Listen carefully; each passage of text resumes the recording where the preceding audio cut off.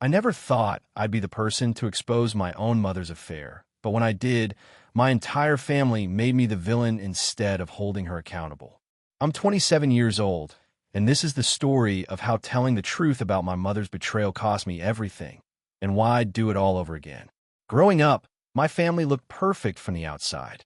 My dad worked as an engineer, my mom was a stay-at-home parent who volunteered at church, and my older sister Emily and I were the well-behaved daughters who never caused trouble. We had family dinners every night, went on vacations together, and posted smiling photos that made everyone think we had it all figured out. But behind closed doors, things were different. My mom was controlling, manipulative, and had a way of twisting every situation to make herself the victim. My dad was conflict avoidant, always keeping the peace, never standing up for himself or us. I was always closer to my dad. He was gentle, kind, and genuinely interested in my life. He came to every school play, helped me with homework, and was my biggest supporter when I decided to go to college out of state. My mom, on the other hand, was cold toward me. She favored Emily, who was more like her, dramatic, attention-seeking, always needing to be the center of everything. I learned early on that questioning my mother or disagreeing with her meant days of silent treatment and guilt trips. So like my dad, I kept my head down and avoided conflict. After college, I moved back home temporarily while I saved money for my own place. I got a job as a graphic designer at a local marketing firm and spent most of my time working or hanging out with friends. My parents seemed fine, maybe a bit distant with each other, but I figured that was normal after 30 years of marriage. My dad spent long hours at work, and my mom filled her time with book clubs, yoga classes, and volunteering. Nothing seemed out of the ordinary until one Saturday afternoon when everything fell apart. I came home early from a canceled lunch plan and walked into the house through the side door. I heard voices upstairs, laughter, my mother's voice, and then a man's voice that definitely wasn't my father. My stomach dropped. I stood frozen at the bottom of the stairs, my heart pounding so hard I could hear in my ears. Then I heard footsteps, and I quickly ducked into the kitchen. I watched from around the corner as a man I didn't recognize came down the stairs, followed by my mother. She was adjusting her shirt, smiling, touching his arm in a way that made my skin crawl. They kissed at the door, not a quick peck, but a long, intimate kiss. Then he left, and my mother turned around and saw me standing there. The look on her face was something I'll never forget. Shock, then anger, then this cold, calculated calmness. She didn't apologize. She didn't explain. She just said, "We need to talk, but not a word of this to your father." I couldn't believe what I was hearing. She had just been caught cheating, and her first concern was making sure I stayed quiet. I asked her how long this had been going on, and she told me it was none of my business. She said marriages are complicated, that I wouldn't understand, and that if I loved this family, I would keep my mouth shut. I was so shocked I couldn't even respond. I just walked out of the house and drove around for hours trying to process what I had seen. For the next few days, I was a wreck. I couldn't eat, couldn't sleep, couldn't focus at work. My dad noticed something was wrong and asked if I was okay.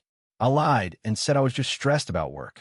But every time I looked at him, I felt sick. He was a good man, a loyal husband, and he had no idea his wife was betraying him. Meanwhile, my mother acted like nothing had happened. She cooked dinner, chatted about her day, and played the role of devoted wife perfectly. It was sickening. I tried to convince myself to stay out of it. It wasn't my marriage. It wasn't my business. But the guilt ate me alive. I kept thinking, what if the roles were reversed? What if my dad was cheating and someone knew but didn't tell me? Wouldn't I want to know the truth? After 2 weeks of internal torture, I made a decision. I told my dad.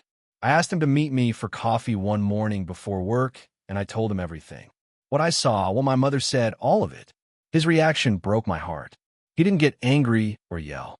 He just sat there, staring at his coffee, his hands shaking. Finally, he asked if I was sure, and I told him yes. He nodded slowly, thanked me for telling him, and said he needed time to think. I hugged him, and he held on longer than usual, like he was trying to keep himself together. I left that coffee shop feeling like I had just destroyed my father's world, but also knowing I had done the right thing. What happened next was something I never could have predicted. My dad confronted my mother that evening. I wasn't there, but I heard about it later. He told her he knew about the affair, and instead of admitting it or apologizing, she denied everything. She called me a liar. She said I was jealous of her, that I had always tried to come between them, and that I made up the entire story to cause drama.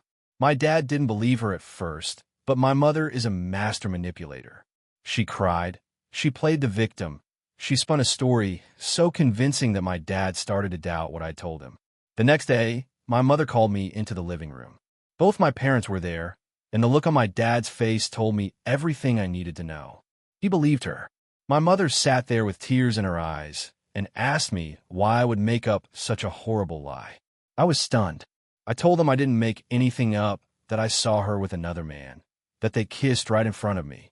My mother shook her head and said I must have misunderstood what I saw, that it was probably just a friend from her book club. My dad looked at me with such disappointment and said, "I think you need to apologize to your mother." I refused. I told them I was telling the truth, and if they didn't believe me, that was their problem.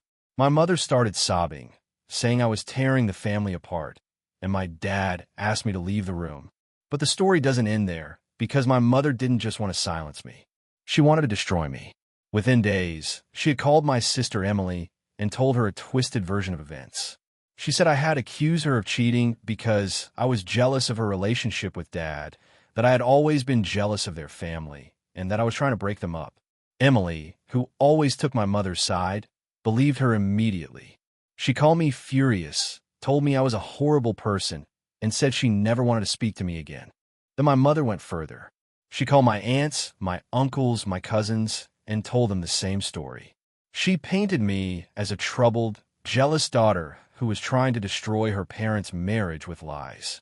And because my mother had always been so good at playing the perfect wife and mother, everyone believed her. My phone blew up with angry messages. Family members I had known my entire life were calling me names, telling me I should be ashamed, saying I needed professional help. I tried to defend myself, tried to tell them the truth, but no one wanted to hear it. My mother had gotten to them first, and her version of events was the only one that mattered. I moved out of my parents' house that week. I couldn't stay there knowing my mother had turned everyone against me. I found a small studio apartment, packed my things, and left without saying goodbye. My dad didn't try to stop me. He just watched from the window as I loaded my car, and the look on his face was one of sadness and confusion, like he didn't know what to believe anymore. That image haunts me to this day because I know deep down he knew I was telling the truth, but he was too afraid to face it. The next few months were the darkest of my life. I was completely isolated from my family. No one called, no one checked on me, no one cared how I was doing. I threw myself into work, picked up extra projects, stayed late at the office, anything to avoid going home to my empty apartment and facing the reality of what had happened. My friends tried to support me, but they didn't fully understand the depth of the betrayal. How do you explain to someone that your entire family chose a lie over you? Then something happened that changed everything. My mother got sloppy. About 4 months after I moved out, my dad came home early from a work trip and found my mother with the same man I had seen. This time, there was no denying it. No twisted story could explain away what he saw with his own eyes. My dad called me that night, his voice broken and shaking. He said 4 words that I'd been waiting months to hear. "You were right. I'm sorry. But here's the thing about vindication. It doesn't feel as good as you think it will." Yes, I was relieved that the truth finally came out. Yes, I was glad my dad finally believed me. But the damage was already done. My family had turned their backs on me, called me a liar, and made me feel like I was crazy. And now that the truth was undeniable, where were their apologies? Where was the accountability? My dad filed for divorce immediately. The news spread through the family like wildfire, and suddenly, everyone who had called me a liar went silent. No apologies, no admissions of guilt, just silence. My mother, predictably, played the victim again. She told people that the divorce was a misunderstanding, that she and my dad had been having problems, that it was complicated. She conveniently left out the part about her affair and the fact that she had destroyed her daughter's reputation to cover it up. My sister Emily called me a few weeks later. I almost didn't answer, but curiosity got the better of me. She didn't apologize right away. Instead, she tried to explain that she was just trying to support Mom, that she didn't know the whole story. I cut her off and told her she didn't even try to hear my side. She believed Mom without question because that's what she always did. Emily got defensive and said I was being unfair, that she was caught in the middle. I told her there was no middle. There was the truth, and there were lies, and she chose lies. Then I hung up. But the real kicker came when my mother tried to reach out to me. She sent me a long text message about how the divorce was hard on her, how she felt alone, how she hoped we could move past everything and rebuild our relationship. Not once in that message did she apologize for the affair. Not once did she take responsibility for lying about me. Not once did she acknowledge the pain she caused. She just wanted me to forgive and forget so she could have her daughter back for emotional support during her divorce. I read that message 3 times, feeling a mix of anger and disbelief, and then I blocked her number. My dad and I slowly started rebuilding our relationship. He apologized over and over for not believing me, for letting my mother manipulate him, for allowing me to be vilified by the entire family. I could see the guilt eating him alive, and while part of me was still hurt, I also understood that he had been a victim of my mother's manipulation too. We started having dinner once a week, just the 2 of us, and slowly, we found our way back to each other. He told me that one of his biggest regrets was not standing up for me sooner, and that he would spend the rest of his life trying to make it right. But the rest of my family stayed silent. My aunts and uncles who had sent me hateful messages never reached out to apologize. My cousins who had called me a liar acted like nothing had happened. And Emily, my own sister, kept her distance. She eventually sent a half-hearted apology text saying she was sorry for not believing me, but it felt empty, like she was just going through the motions. I didn't respond. I was done chasing apologies from people who should have believed me from the start. Around this time, I started going to therapy. I needed help processing the betrayal, the isolation, and the anger I felt toward my family. My therapist helped me understand that my mother's actions were not a reflection of my worth, and that the family members who turned on me revealed their true character. She also helped me see that I didn't need their apologies to move forward. Their silence was an answer in itself, and I deserved better than people who only believed me when the truth became impossible to deny. Slowly, I started rebuilding my life. I made new friends, people who had no connection to my family drama and who valued honesty and loyalty.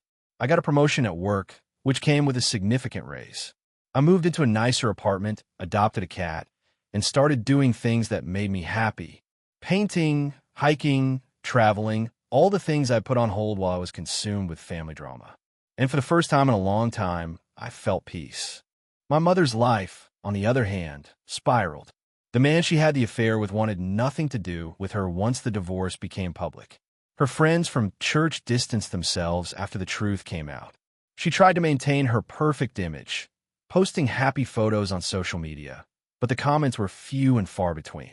People saw through her act, and the pedestal she had built for herself came crashing down. Part of me felt satisfaction knowing that her lies had finally caught up with her, but mostly I just felt sad. Sad that she had destroyed her family for a fling that meant nothing. Sad that she had chosen pride over accountability. Sad that she would probably never take responsibility for what she did. Then one day, I ran into my mother at a grocery store. I saw her before she saw me, and for a split second, I considered leaving. But then she turned and our eyes met. She looked older, tired, like the weight of everything had finally caught up with her. She walked over slowly, and I braced myself for whatever she was about to say. She asked how I was doing, and I gave a short, polite answer. Then she said she had been thinking about me a lot, that she missed me. I waited for an apology, for some acknowledgement of what she had done, but it never came. Instead, she said, "I hope one day you can forgive me and we can be a family again." I looked at her and realized she still didn't get it. She still thought this was something I needed to get over, not something she needed to atone for. I told her the truth. I said, "I forgave you a long time ago, not for you, but for me. But forgiveness doesn't mean I'm going to let you back into my life. You lied, you manipulated, and you turned my entire family against me to cover your own guilt. And even now, you can't bring yourself to actually apologize. So no, we're not going to be a family again. I've built a new life without you, and I'm happier now than I ever was pretending everything was okay." She stood there, speechless, tears forming in her eyes. I walked away and didn't look back. That interaction was the closure I didn't know I needed. For so long, I had been waiting for my mother to take responsibility, to show remorse, to prove that she cared about me more than her own image. But she couldn't do it, and realizing that freed me. I stopped waiting for apologies that would never come. I stopped hoping my family would suddenly see the light and make things right. I accepted that they were who they were, and I deserve better. My dad continued to be a constant presence in my life. He met someone new, a kind, genuine woman who treated him with respect. He seemed happier, lighter, like a burden had been lifted. He told me once that leaving my mother was the hardest thing he ever did, but also the most necessary. He said he wished he had done it sooner, that he wished he had protected me better. I told him we can't change the past, but we can choose how we move forward. And we are moving forward together. Emily and I remained distant. We exchanged polite messages on birthdays and holidays, but the closeness we once had was gone. I didn't hate her, but I also didn't trust her. She had shown me where her loyalty lay, and it wasn't with me. Maybe one day we'd find our way back to each other, but I wasn't holding my breath. I had learned that family isn't just about blood. It's about who shows up for you when things get hard, and Emily didn't show up. As for the extended family, most of them stayed silent. A few cousins eventually reached out with awkward apologies, saying they should have given me the benefit of the doubt. I appreciated the gesture, but the relationships were never the same. Trust, once broken, is hard to rebuild. I stayed cordial at family gatherings, the few I bothered to attend, but I kept my distance. I no longer felt the need to prove myself to people who were so quick to believe the worst about me. But here's what I learned through all of this. Standing up for the truth, even when it costs you everything, is worth it. Yes, I lost my family. Yes, I was vilified and isolated. Yes, there were nights I cried myself to sleep wondering if I had made the right choice. But I also gained something invaluable, self-respect. I learned that I could survive betrayal. I learned that I didn't need validation from people who didn't value me. I learned that sometimes the hardest thing and the right thing are the same thing. Looking back now, I don't regret telling my dad about the affair. He deserved to know the truth, and living in ignorance while being betrayed would have been far worse. My mother made her choices, and I simply refused to be complicit in her lies. If that made me the villain in her story, so be it. I'd rather be the villain who told the truth than the hero who stayed silent. Years have passed since that day. I walked in and saw my mother with another man. My life looks completely different now. I'm in a healthy relationship with someone who values honesty and integrity. I have close friends who feel more like family than my own blood relatives. I've traveled, pursued hobbies, built a career I'm proud of, and created a life that reflects my values. And most importantly, I sleep well at night knowing I did the right thing, even when it was hard. My mother still tries to reach out occasionally. A text on my birthday, a message on holidays, always vague and surface level. Never an apology, never accountability. I respond politely but briefly, keeping her at arm's length. I've made peace with the fact that she will probably never take responsibility for what she did, and I no longer need her to. Her inability to own her mistakes is her burden to carry, not mine. Sometimes people ask me if I wish I had handled things differently, if I regret exposing my mother's affair. And my answer is always the same: no, because staying silent would have meant betraying myself.